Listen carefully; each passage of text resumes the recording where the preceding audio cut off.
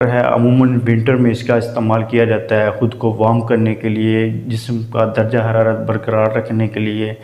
तो peanut butter basically बनाया जाता है, आपकी जो मूंगफली है, जो पीनट है, उसको रोस्ट कर उसको ब्लेंड करके उसका थिक पेस्ट बनाया जाता है, जिसको अमूमन आप लोग इस्तेमाल करते हैं। अगर नहीं करते तो ये वीडियो देखने के बाद आप भी इस्तेमाल करने लग जाएंगे।